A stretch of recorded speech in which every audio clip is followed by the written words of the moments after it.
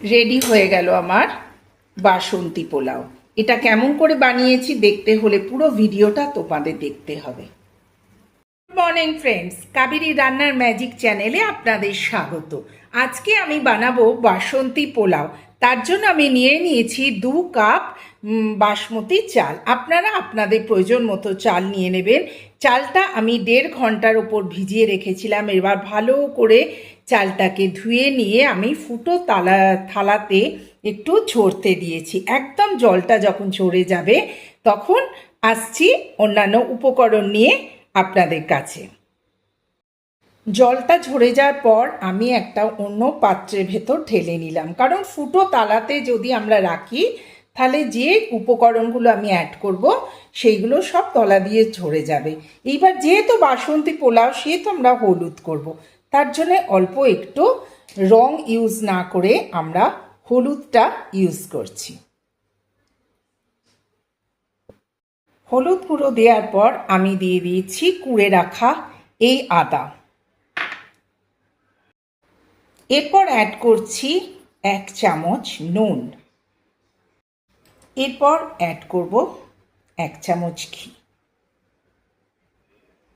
তারপর আমি পুরো চালটাকে ভালো করে মাখিয়ে নিচ্ছি। এরপর আমি একটু ঢাকা চাপা দিয়ে 1 ঘন্টা রেখে দেব। 1 ঘন্টা চালটা ভিজিয়ে রাখার পর এবার আমি কড়াতে দিয়ে দিলাম ঘি, আর সেই ঘিতে আমি ভেজে নেব এইগুলো কাজু কিশমিশগুলো।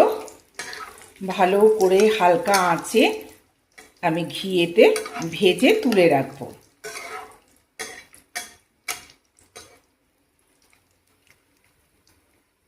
হালকা আঁচে এগুলো ভাজা ভাজা হয়ে গেল, লাল লাল দেখছেন।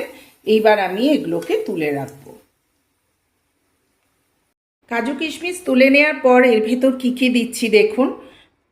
2টো তেজপাতা, তারপর দিচ্ছি লবঙ্গ, এলাচ, দারচিনি আর 2টো স্টার।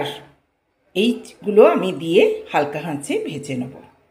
এবার আমি এতে দিয়ে দেবো চাল। চালটা দিয়ে দিলাম। এবার আমি হালকা আঁচে একটু নাড়াচাড়া করে এতে দিয়ে দেবো 2 কাপ গরম জল। হালকা আঁচে এটাকে দেখুন সুন্দর করে নেড়ে নিচ্ছি। এখন কিন্তু আমরা চিনি অ্যাড করব না, এটা সেদ্ধ হয়ে যাওয়ার পর তারপর কিন্তু আমরা চিনি আর এই ড্রাই ফ্রুটসগুলো আমরা অ্যাড করে দেবো। 2 কাপ গরম জল অ্যাড করলাম। করে এইবার চলুন গ্যাসটাকে একদম সিম করে দেবেন, দিয়ে কিছুক্ষণের জন্য চাপা দিয়ে দেবেন। চালটা সেদ্ধ হয়ে আসা পর্যন্ত আমাদের অপেক্ষা করতে হবে। এরপর রেডি হয়ে যাবে আমার বাসন্তী পোলাও। বন্ধুরা বেশি বেশি করে আমার চ্যানেলটা সাবস্ক্রাইব করবেন। এইবার আমি স্বাদ অনুযায়ী চিনিটা দিয়ে দিচ্ছি। আপনারা যে যেরকম মিষ্টি খাবেন সেই সেরকম করে নেবেন। আস্তে আস্তে চিনিটা এর সাথে মিশিয়ে দেবো।